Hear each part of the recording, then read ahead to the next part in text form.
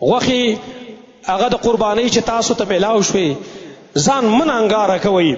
په دې کلي کې په دې علاقه کې په دې وطن کې غریبانان شته دی، لږ هغې باندې هم دا غوښې وخورئ.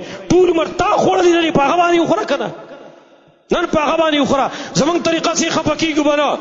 زمونږ طریقه دا کله چې د قربانۍ غوښې موږ تقسیمو، کوم چې بېکاره غوښه، کومو کې چې اړوکې ډېري، کومو کې چې وازګه ډېری، حقه موږ غریب ته لیږو، په ستا تره غوښه موږ هغه ځان ته پرېږدو. لن تنالوا البر حتى تنفقوا مما تحبون. دا د الله فیصله ده، تاسو چرته هم نیکي نشئ حاصلولی څو پورې چې هغه مال خرچ نه کوي چې کوم سره ستاسو مینه او ستاسو محبت دی. هغه مال هم خرچ کړی دی کوئ. او بله خبره اوس یاد لرئ، هغه دا ده چې ما مخکې تاسو ته چې د غریب خیال وساتئ. خو زمونږ طریقه څه ده؟ زمونږ طریقه دا ده، خوا او شا ګاونډ کې غوښه خو په خپلو ماشومانو باندې تقسیم کو، لیکن لرې لرې چې کوم خلک دي، کوم غربا فقرا دي، هغوی له موږ غوښه په خپله نه لیږو. هغوی په خپله راځي زما در ته ودرېږي. نه نه، هغه مه مجبوره کوه دې ته چې ستا دروازې ته ودرېږي او تا ته سوال کوي چې ما له غوښه راکه.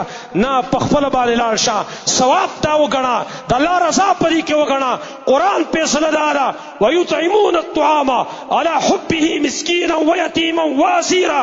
مومنانو صفت داره چې خوراک ورکوي، د الله پر رضا باندې ورکوي. مسکین تا، یتیم تا، قیدی ته وایي او څه وایي؟ انما نطعمکم لوجه الله لا نريد منکم جزاء ولا شکورا. موږ ورې تاسو له خوراک درکو صرف د خپل رب ته دیدار دپاره، د هغه د مخ ته دیدار دپاره درکو. منګ بدلم نه غواړو، منګ شکریه هم نه غواړو. لہذا دې خبرو اهتمام هغه سره ضرور به ضرور وکړي. الله رب العالمین دې زمونږ قربانۍ قبول کړي او الله رب العالمین دې ټول غریبانو د فقراو د هغې غیبي امداد وکړي.